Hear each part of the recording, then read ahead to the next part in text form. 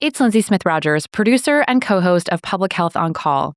Thank you for joining us for this season of the podcast. We'll be taking a break the week of May 25th, returning for season 14 on Monday, June 1st. As always, please keep sending your ideas and questions to publichealthquestion@jhu.edu, and thanks for listening. Welcome to Public Health on Call, a podcast from the Johns Hopkins Bloomberg School of Public Health, where we bring evidence, experience, and perspective to make sense of today's leading health challenges. If you have questions or ideas for us, please send an email to publichealthquestion@jhu.edu. That's publichealthquestion@jhu.edu for future podcast episodes.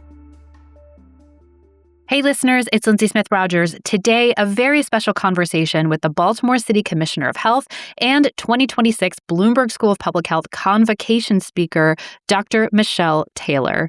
Dr. Taylor talks with Dr. Josh Sharfstein about what her first months on the job have been like, what energizes her about serving the city of Baltimore, and how she balances leading a team with tackling some big public health issues.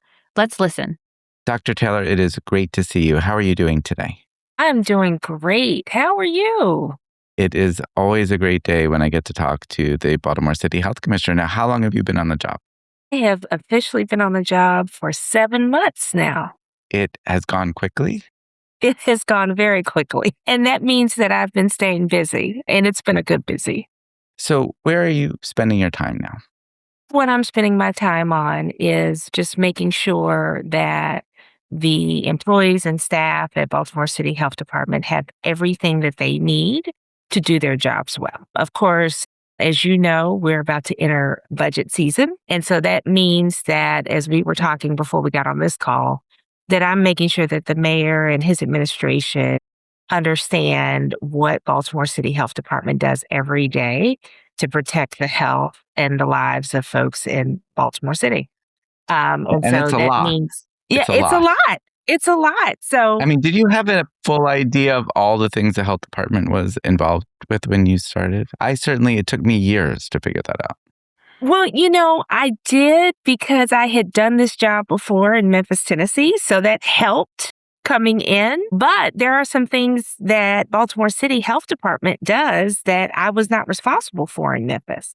So, for example, Baltimore City Health Department has the school health program and staffs most of the Baltimore City public schools, the majority, with either a nurse or a nurse aide in every single school. We didn't have that in Memphis. Well over 100 employees. Yes, well over 100 employees, a program that's been going on for quite some time and is vital to making sure that students are healthy and in classrooms every day. And so that was one of the things that I hadn't been responsible for. The other thing, just looking across the life course, is we are responsible for several of the senior centers. And even though we had programming for seniors across different bureaus in my previous job, we have a division dedicated to older adults in the Baltimore City Health Department, which is absolutely fantastic.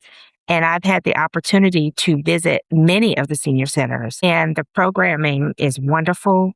And the seniors the older adults really get the type of programming that they need to have a better quality of life and to continue the socialization that makes their health even better. So that's just an example of two things that this health department does every day.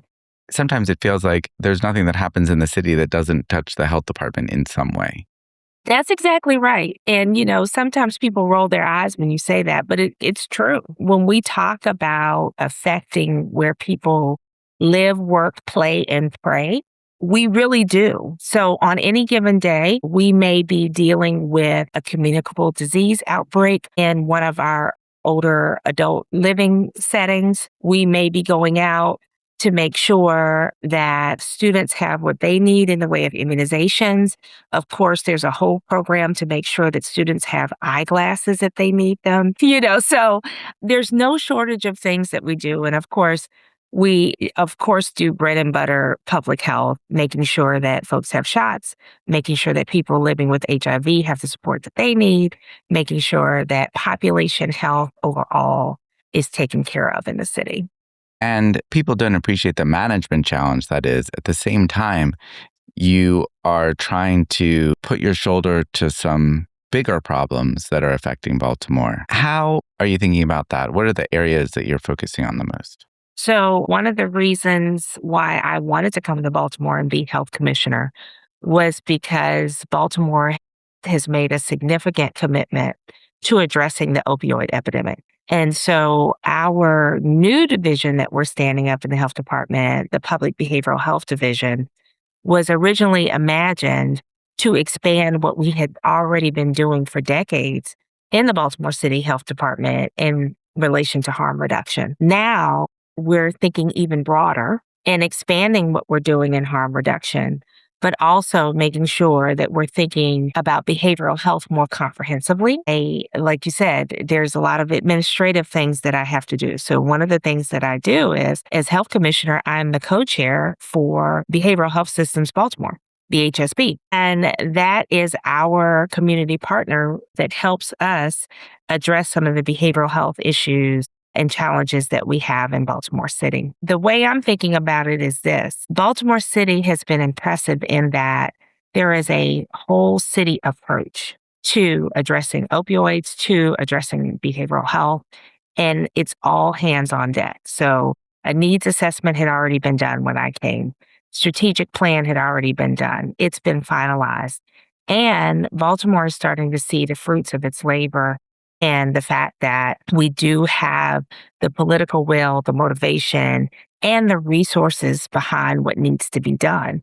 And we're starting to see that in drops in fatal overdoses across the city. There's still a long way to go, but those decreases have been significant. And we have a plan long term to continue to see those decreases in some of the things that we're doing. You have declining overdoses. There are also declining homicides. Absolutely. There's declining teen pregnancy.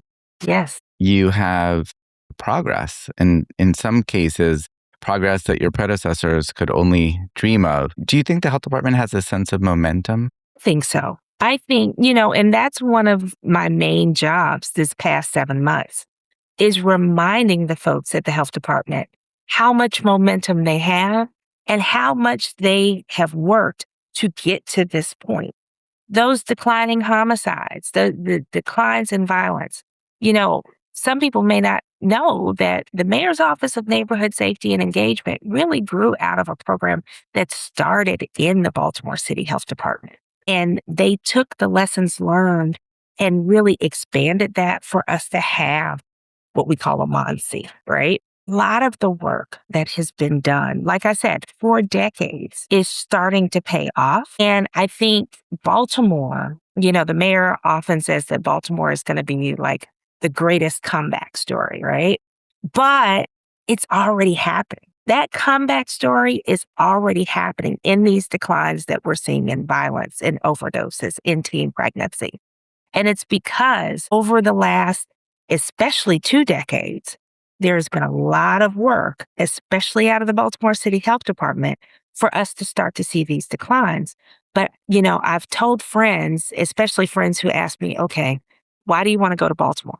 Right? And I told them, I said, it's because Baltimore bet on Baltimore 20 years ago and said, there are things that we need to do to make sure that Baltimoreans are healthier. And they improved every single year on what they were learning. And now you're starting to see that. And it's proof that what I used to tell people in Memphis all the time, you can't say, okay, I'm going to have a 6-month strategy or even a year strategy, or I'm going to do something, really quick and see immediate impact.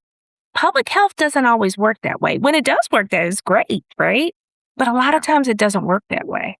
And so what you're seeing in Baltimore now is that 5, 10, 15-year approach that is now showing just how many declines we can achieve when we look across the entire spectrum of our population and really get to what is going to make a difference and then put resources behind it and have the will to sustain those resources.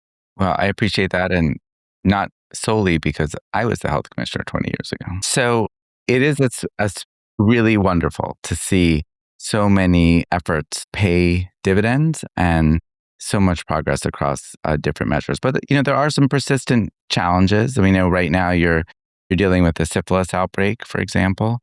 Yes. How is that going? You know what? That's going well. We have started to work on a congenital syphilis campaign that we're rolling out across the city to remind people to get tested, especially folks who are pregnant or who are planning families. And then we are reminding people that, especially coming out of the pandemic, we were seeing increases in syphilis across the country. And Baltimore is right there with everyone else seeing that. But the nice thing about communicable diseases like syphilis is they are treatable.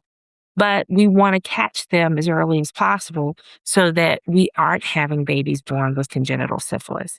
The main thing about this type of work is getting the word out and being available to make sure that testing is occurring and that treatment is occurring as a result. Let me ask you about your public health training. What do you think at the highest level how is that training in the broadest terms help prepare you for this role? Great question. Bit of an odd bird in that I came to public health training after medical training. So in some ways, I had the privilege of having that foundation while also understanding that you don't need that medical training to be a really successful public health practitioner. Some of the things that have really helped me out of that training is that I do understand at a basic level that there needs to be some kind of underlying theory to what you do. So a lot of times what happens is, people will do one of two things. They'll either want to just try something and just see if it happens, but there's no underlying theory behind it, or they'll be very rigidly behind the theory, but don't know how that looks in practice. What my training was able to do for me and what I'm constantly pushing academic institutions to do for students is brought those two things together. A lot of times in public health training, traditionally, you're getting all the theory, right? First you do a logic model, then you test it, then you do this. There are steps. But when those students step outside of the classroom and get their first public health job, those steps sometimes melt away because of one of two things or three things. They either are working with folks who don't have traditional public health training but have grown up in the system in which public health is happening, or they are working in an area that is super hard, super new, and they're trying to push against years of tradition of doing it this way, and this is how we've always done it, and why do you want to do something different? And so a lot of students will get disillusioned because they don't understand what it takes to get from that theory to practice. Such a great explanation of this. Yes. And I totally appreciate that in more ways than one. Let me ask you this final question. What we've talked about is that the job of health commissioner is more than one job. It's the job of being a manager, sometimes a financial manager. It's the job of being a cheerleader. Sometimes when people are dispirited, you have to remind them of what they've accomplished. And it's the job of being a leader to set a vision, not just for next week, but further in the future. That's a lot of jobs. How are you handling it?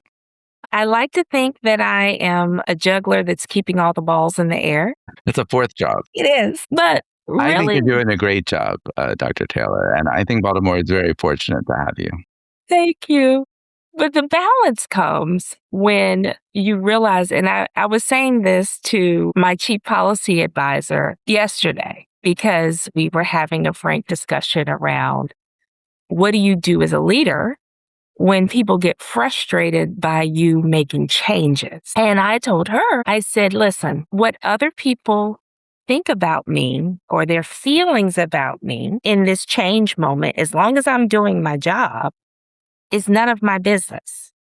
I had another employee challenge me yesterday. We had a senior leadership team meeting yesterday. So this is a perfect question. And I always like to open it up to employees to have like a Q&A session, and there's no question that's off limits, right? And so this particular employee, she said, okay, we've had a lot of commissioners in the last however many years. Are you going to stay? It's just like, yes. So that balance is really making sure that people understand that you are committed to the work, which is what I told her, that I would not have come here if I did not intend on staying, and that the work that we're doing is too important for me to say after 7 months. It is not easy, but a big part of the balance is recognizing that it's not easy, giving yourself some grace as a leader, and then when you make a mistake, owning up to it and fixing it as quickly as possible, while still juggling all of those balls, like you said, being a cheerleader, sometimes being mom or dad or both, and being a manager and being a leader and telling folks, hey, this change is hard, but this is the vision for the organization. This is the direction that we're going in, and this is how it's going to help, in this case, Baltimoreans well into the future. And if you do that, you may not have 100% acceptance, but you're going to get pretty close. Dr. Taro, this has been fantastic. Thanks, Josh. I appreciate you, Dr. Sharfstein. Public Health on Call is a podcast from the Johns Hopkins Bloomberg School of Public Health, produced by Joshua Sharfstein, Lindsay Smith-Rogers, Stephanie Desmond, and Rachel Walsh. Audio production by Michael Bonfils, Matthew Martin, and Philip Porter, with support from J.B. Arbogast, Spencer Greer, and Chip Hickey. Distribution and social media by Rachel Walsh, with support from Nick Moran and Brianna Iacovelli. Follow us on Instagram and Blue Sky at Public Health Pod for more public health takes and special content. If you have questions or ideas for us, please send an email to publichealthquestion@jhu.edu. That's publichealthquestion@jhu.edu for future podcast episodes. Thank you for listening.